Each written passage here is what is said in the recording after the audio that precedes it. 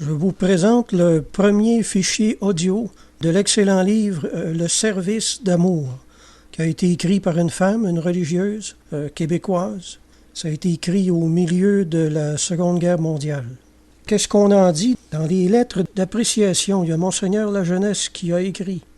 Cet ouvrage va mettre de l'unité, de la lumière, du coloris, de l'élan et de la chaleur dans la vie des âmes de bonne volonté. Après l'avoir lu, leur spiritualité va se simplifier et s'aérer. Libérées enfin de toutes sortes d'anxiétés, elles se mettront plus facilement au-dessus de tout ce fatras de soucis et de pratiques qui encombraient leur vie pour marcher rapidement et progresser toujours en sainteté, en faisant passer le service d'amour dans tous les détails de leur existence. Maintenant, dans la lettre préface, on lit que Monseigneur Philippe Perrier, de Montréal à l'époque, a écrit ce témoignage à cette sœur. « Ma chère sœur, vous continuez votre vie d'apostolat. Déjà, vous avez fait appel à l'élite cachée. Vous vous êtes adressé aux petites âmes qui veulent marcher sur les traces de Thérèse de l'Enfant Jésus. Vous aviez l'ambition de former tout un bataillon de victimes qui offriraient leur vie pour conduire le monde au Christ. » Le père Faber a écrit « Il est extrêmement difficile de persuader à quelqu'un ou de se persuader soi-même que Dieu nous aime. Du moment que cette conviction est entrée dans notre esprit, c'est comme une sorte de conversion. C'est un grand jour. Je comprends votre vie de labeur intellectuel, de dévouement sans cesse renaissant, pour vous crucifier à la tâche d'écrire. Dieu est le Père de la grande famille humaine. Il veut que tous ses enfants l'aiment d'un amour filial. Thérèse Martin disait « Les grands saints ont travaillé pour la gloire de Dieu, mais moi qui ne suis qu'une petite âme, je travaille pour son unique plaisir. Je veux être dans sa main comme une fleurette, une rose inutile, mais dont la vue et le parfum lui soient pourtant comme un délassement, une petite joie de surcroît. Vous avez écrit, c'est donc par amour de Dieu et en vue d'un amour grandissant qu'on doit pratiquer la mortification. Cependant, ne prenons pas le change sur la portée réelle de cette vertu. Elle n'est qu'un moyen, jamais un but. Saint Jean de la Croix nous avertit qu'au soir de cette vie, nous serons jugés sur l'amour. Angèle de Foligno a écrit « Voulez-vous la perfection? Priez.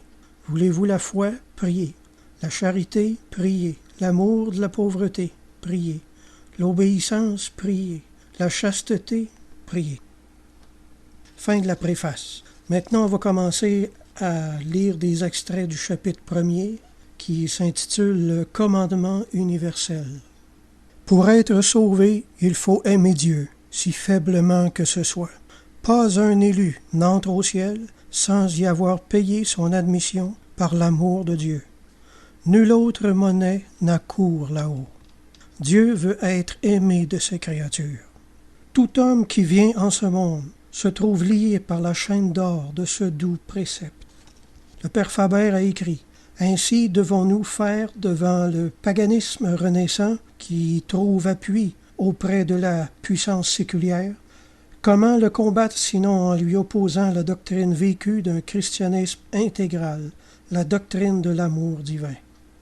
L'amour du prochain a sa source dans l'amour de Dieu. Pour aimer des créatures imparfaites, limitées, souvent injustes et méchantes, il faut avoir appris à les regarder en Dieu.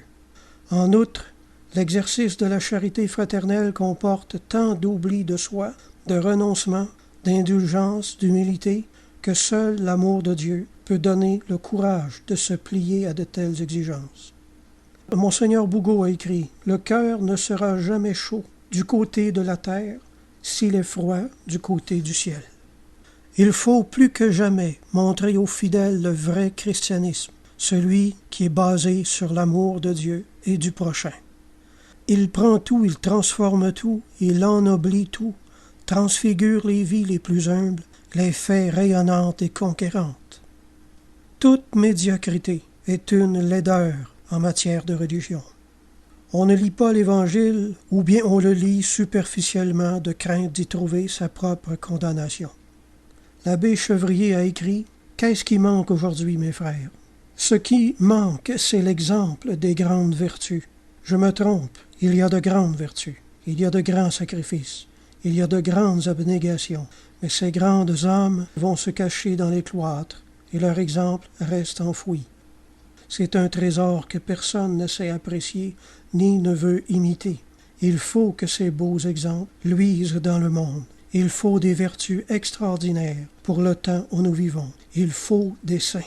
Ces saints lumineux et bienfaisants, qui nous les donnera sinon l'amour de Dieu? Seul l'amour fait les saints. Seul aussi, il fait les apôtres. Voulez-vous placer votre vie sur cette base? Voulez-vous mettre l'amour de Dieu en tête de votre programme spirituel, en faire le principe directeur de tous vos actes? Le voulez-vous? Il attend la réponse. Donnez-la lui en pensant que si vous vous jetez à cœur perdu dans l'amour divin, vous sauverez le monde.